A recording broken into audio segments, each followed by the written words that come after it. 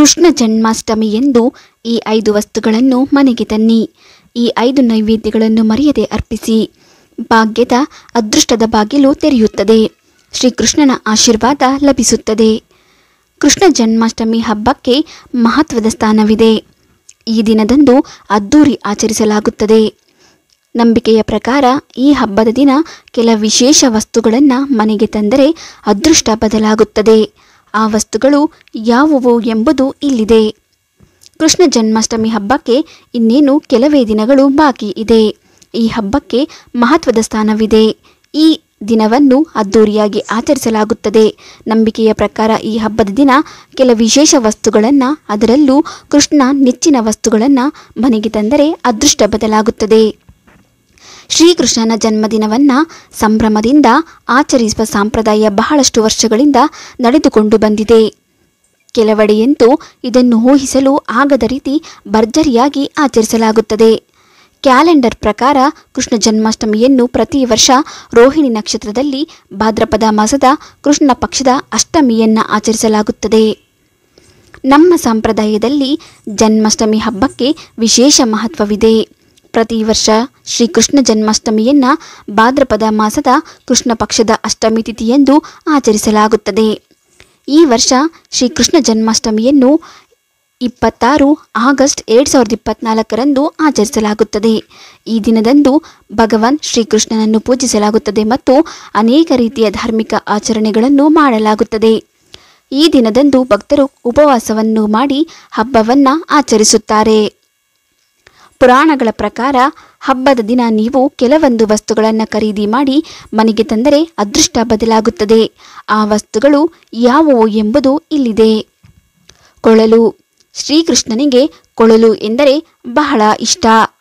ಹಾಗಾಗಿ ಹಬ್ಬದ ದಿನ ನೀವು ಸಾಧ್ಯವಾದರೆ ಚಿಕ್ಕ ಮರದ ಅಥವಾ ಬೆಳ್ಳಿಯ ಕೊಳಲನ್ನು ಖರೀದಿಸಿ ತರಬೇಕು. ಇದರಿಂದ ಮನೆಯಲ್ಲಿ ಯಾವುದೇ ಸಮಸ್ಯೆಗಳು ಕಾಡುವುದಿಲ್ಲ ಎನ್ನುವ ನಂಬಿಕೆ ಇದೆ. ಕೃಷ್ಣನಿಗೂ ಹಾಗೂ ಕೊಳಲಿಗೂ ಅವಿನಾಭಾವ ಸಂಬಂಧ ಎನ್ನಬಹುದು. ಕೃಷ್ಣ ಕೊಳಲು ಊದುವುದನ್ನು ಕೇಳಲು ಅನೇಕ ಜನರು ಬರುತ್ತಿದ್ದರು ಎನ್ನಲಾಗುತ್ತದೆ. ಶ್ರೀಕೃಷ್ಣನಿಗೆ ನವಿಲುಗರಿಯ ಹಾಗೆಯೇ ಕೊಳಲು ಎಂದರೆ ಬಹಳ ಇಷ್ಟ. ಹಾಗಾಗಿ ಕೃಷ್ಣ ಜನ್ಮಾಷ್ಟಮಿ ಹಬ್ಬದ ದಿನ ನೀವು ಸಾಧ್ಯವಾದರೆ ಚಿಕ್ಕ ಮರದ ಅಥವಾ ಬೆಳ್ಳಿಯ ಕೊಳಲನ್ನು ಖರೀದಿಸಿ ತರುವುದು ಬಹಳ ಉತ್ತಮ. ಮುಖ್ಯವಾಗಿ ಇದನ್ನು ಖರೀದಿ ಮಾಡಿದರೆ ಮನೆಯಲ್ಲಿ ಯಾವುದೇ ಆರ್ಥಿಕ ಸಮಸ್ಯೆಗಳು ಕಾಡುವುದಿಲ್ಲ ಎನ್ನುವ ನಂಬಿಕೆ ಇದೆ. ನವಿಲುಗರಿ. ಸಾಮಾನ್ಯವಾಗಿ ಶ್ರೀಕೃಷ್ಣ ಯಾವಾಗಲೂ ಕಿರೀಟದ ಮೇಲೆ ನವಿಲುಗರಿಗಳನ್ನು ಧರಿಸುತ್ತಾನೆ. ಹಾಗಾಗಿ ಹಬ್ಬದ ದಿನ ನೀವು ನವಿಲುಗರಿಗಳನ್ನು ಖರೀದಿ ಮಾಡಿ ತಂದರೆ ಗ್ರಹಕ್ಕೆ ಸಂಬಂಧಿಸಿದ ಯಾವುದೇ ಸಮಸ್ಯೆಗಳು ಬರುವುದಿಲ್ಲ ಎನ್ನಲಾಗುತ್ತದೆ. ಮುಖ್ಯವಾಗಿ ಕಾಳಸರ್ಪದೋಷ ನಿವಾರಣೆ ಆಗುತ್ತದೆ. ಎಲ್ಲರಿಗೂ ಗೊತ್ತಿರುವಂತೆ ಕೃಷ್ಣನಿಗೆ ನವಿಲುಗರಿ ಎಂದರೆ ಬಹಳ ಇಷ್ಟ.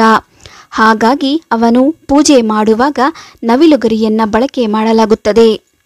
ನೀವು ಗಮನಿಸಿರಬಹುದು, ಸಾಮಾನ್ಯವಾಗಿ ಭಗವಾನ್ ಶ್ರೀಕೃಷ್ಣ ಯಾವಾಗಲೂ ತನ್ನ ಕಿರೀಟದ ಮೇಲೆ ನವಿಲುಗರಿಗಳನ್ನು ಧರಿಸುತ್ತಾನೆ.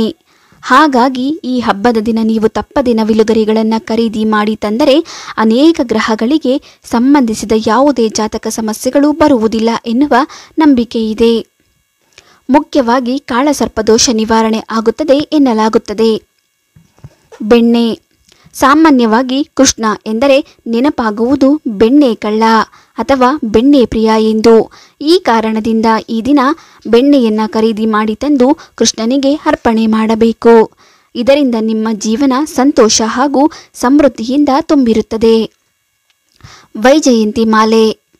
ಕೆಲ ನಂಬಿಕೆಗಳ ಪ್ರಕಾರ ಲಕ್ಷ್ಮೀದೇವಿ ವೈಜಯಂತಿ ಮಾಲೆಯಲ್ಲಿ ನೆಲೆಸಿದ್ದಾಳೆ. ಹಾಗಾಗಿ ಈ ಕೃಷ್ಣ ಜನ್ಮಾಷ್ಟಮಿಯಂದು ಈ ಮಾಲೆಯನ್ನು ಖರೀದಿಸಿದರೆ ನಿಮ್ಮ ಆರ್ಥಿಕ ಶಕ್ತಿ ಹೆಚ್ಚಾಗುತ್ತದೆ. ಕೃಷ್ಣ ವಿಷ್ಣುವಿನ ಅವತಾರ. ಹಾಗಾಗಿ ಈ ಹಬ್ಬದ ದಿನ ವಿಷ್ಣುವಿಗೆ ಸಂಬಂಧಿಸಿದ ಹಾಗೂ ಇಷ್ಟವಾಗುವ ವಸ್ತುಗಳನ್ನು ಸಹ ಮನೆಗೆ ತರಬೇಕು. ಜ್ಯೋತಿಷ್ಯ ನಂಬಿಕೆಗಳ ಪ್ರಕಾರ ಲಕ್ಷ್ಮೀದೇವಿ ವೈಜಯಂತಿ ಮಾಲೆಯಲ್ಲಿ ನೆಲೆಸುತ್ತಾಳೆ. ಹಾಗಾಗಿ ಈ ಕೃಷ್ಣ ಜನ್ಮಾಷ್ಟಮಿಯಂದು ಈ ಮಾಲೆಯನ್ನು ಖರೀದಿಸಿದರೆ ನಿಮ್ಮ ಹಣದ ಸಮಸ್ಯೆಗಳಿಗೆ ಪರಿಹಾರ ಸಿಗುತ್ತದೆ. ಗೋವಿನ ಮೂರ್ತಿ. ಕೃಷ್ಣನನ್ನ ಗೋಪಾಲಕ ಎಂದು ಕರೆಯಲಾಗುತ್ತದೆ. ಶ್ರೀಕೃಷ್ಣನಿಗೆ ಗೋವುಗಳೆಂದರೆ ಬಹಳ ಇಷ್ಟ.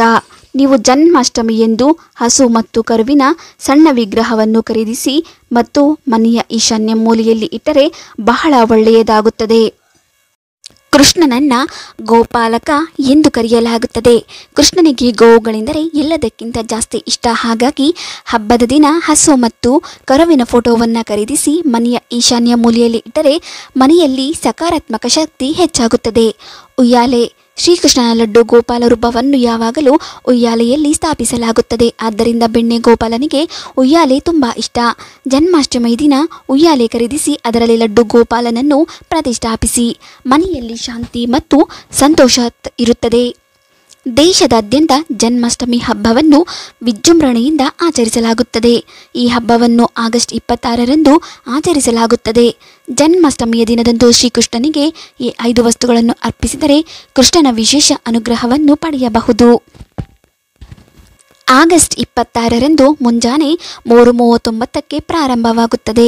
ಮರುದಿನ ಆಗಸ್ಟ್ 27ರಂದು ಮುಂಜಾನೆ 2:39ರವರೆಗೆ ಇರುತ್ತದೆ. ಈ ದಿನ ನೀವು ಚಂದ್ರನಿಗೆ ಅರ್ಘ್ಯವನ್ನು ಅರ್ಪಿಸಿದರೆ ಚಂದ್ರನನ್ನು 11:07 ನೋಡಲಾಗುತ್ತದೆ.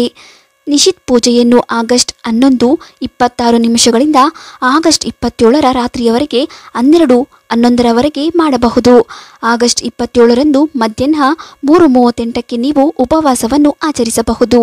ಈ ಉಪವಾಸವನ್ನು ರೋಹಿಣಿ ನಕ್ಷತ್ರದಲ್ಲಿ ಆಚರಿಸಲಾಗುತ್ತದೆ. ಆದ್ದರಿಂದ ರೋಹಿಣಿ ನಕ್ಷತ್ರ ಆಗಸ್ಟ್ 26ರಂದು 3:55 ಪ್ರಾರಂಭವಾಗುತ್ತದೆ ಮತ್ತು ಆಗಸ್ಟ್ 27ರಂದು 3:38 ಇರುತ್ತದೆ. ಕೃಷ್ಣ ಜನ್ಮಾಷ್ಟಮಿಯ ದಿನದಂದು ಪೂಜಿಸುವಾಗ ಶ್ರೀಕೃಷ್ಣನಿಗೆ ಇಷ್ಟವಾದ ಈ 5 ನೈವೇದ್ಯಗಳನ್ನು ಅರ್ಪಿಸಿದರೆ ಕೃಷ್ಣನ ವಿಶೇಷ ಅನುಗ್ರಹವನ್ನು ಪಡೆಯಬಹುದು ಎನ್ನಲಾಗುತ್ತದೆ. ಹಾಗಾಗಿ ಜನ್ಮಾಷ್ಟಮಿಯ ಪೂಜೆಯಲ್ಲಿ ಕೃಷ್ಣನಿಗೆ ನೀಡಬೇಕಾದ 5 ನೈವೇದ್ಯಗಳು ಯಾವುವು ಎಂಬುದನ್ನು ತಿಳಿಯೋಣ. ಬೆಣ್ಣೆ ಮಿಶ್ರಿತ ಸಕ್ಕರೆ ಮಿಠಾಯಿ. ಕೃಷ್ಣನ ನೆಚ್ಚಿನ ಭಕ್ಷ್ಯಗಳಲ್ಲಿ ಸಕ್ಕರೆ ಮಿಠಾಯಿ ಸಹ ಒಂದು. ಜನ್ಮಾಷ್ಟಮಿಯ ದಿನ ಬೆಣ್ಣೆಯೊಂದಿಗೆ ಸಕ್ಕರೆ ಮಿಠಾಯಿ ಬೆರೆಸಿ ನೈವೇದ್ಯ ಮಾಡಬೇಕು. ಕೃಷ್ಣನಿಗೆ ಬೆಣ್ಣೆ ಮತ್ತು ಸಕ್ಕರೆ ಮಿಠಾಯಿಯನ್ನು ಅರ್ಪಿಸಿದರೆ ಶೀಘ್ರದಲ್ಲೇ ಸಂತೋಷ ಪಡುತ್ತಾನೆ. ಅಕ್ಕಿ ಪಾಯಸ. ಕೃಷ್ಣ ಬೆಣ್ಣೆ ಪ್ರಿಯ. ಇದಲ್ಲದೆ ಹಾಲಿನಿಂದ ತಯಾರಿಸುವ ಎಲ್ಲ ಆಹಾರಗಳು ಆತನಿಗಿಷ್ಟ. ಆದ್ದರಿಂದ ಜನ್ಮಾಷ್ಟಮಿಯ ದಿನದಂದು ನೀವು ಕೃಷ್ಣನಿಗೆ ವಿಶೇಷವಾದ ಅಕ್ಕಿ ಪಾಯಸ ತಯಾರಿಸಿ ಮತ್ತು ಅದನ್ನು ಕೃಷ್ಣನಿಗೆ ನೈವೇದ್ಯವಾಗಿ ಅರ್ಪಿಸಿ. ಕಪ್ಪು ಎಳ್ಳು. ಭಗವಾನ್ ವಿಷ್ಣುವಿಗೆ ತುಳಸಿಯನ್ನು ಅರ್ಪಿಸುವುದು ಬಹಳ ಒಳ್ಳೆಯದೆಂದು ಪರಿಗಣಿಸಲಾಗಿದೆ. ಶ್ರೀಕೃಷ್ಣನಿಗೆ ಕಪ್ಪು ಎಳ್ಳು ಕೂಡ ತುಂಬ ಪ್ರಿಯವಾಗಿದೆ ಎಂದು ಹೇಳಲಾಗುತ್ತದೆ. ಜನ್ಮಾಷ್ಟಮಿಯಂದು ನೀವು ಕೃಷ್ಣನಿಗೆ ಕಪ್ಪು ಎಳ್ಳಿನಿಂದ ಮಾಡಿದ ಯಾವುದನ್ನಾದರೂ ಸಿಹಿ ತಿಂಡಿಯನ್ನು ಅರ್ಪಿಸಬಹುದು. ಇನ್ನು ಅವಲಕ್ಕಿ. ಅವಲಕ್ಕಿ ಕೃಷ್ಣನಿಗೆ ಬಹಳ ಮುಖ್ಯವಾದ ಖಾದ್ಯ ಮತ್ತು ನೆಚ್ಚಿನ ಖಾದ್ಯ. ಯಾರಾದರೂ ಅವಲಕ್ಕಿ ನೀಡಿದಾಗ ಅದನ್ನು ನಿರಾಕರಿಸಬಾರದು ಎಂದು ನಂಬಲಾಗಿದೆ. ಕೃಷ್ಣನಿಗೆ ಅವಲಕ್ಕಿ ಇಷ್ಟವಾದ್ದರಿಂದ ಅದನ್ನು ಭಗವಂತನಿಗೆ ಅರ್ಪಿಸಿ ನಂತರ ಸೇವಿಸುವುದು ಒಳ್ಳೆಯದು. ವಿಡಿಯೋ ಇಷ್ಟ ಆದರೆ ಲೈಕ್ ಮಾಡಿ, ಶೇರ್ ಮಾಡಿ, ನಮ್ಮ ಚಾನಲ್ ಸಬ್ಸ್ಕ್ರೈಬ್ ಮಾಡಿ. ಮುಂದಿನ ವಿಡಿಯೋದೊಂದಿಗೆ ಭೇಟಿಯಾಗೋಣ. ಧನ್ಯವಾದಗಳು.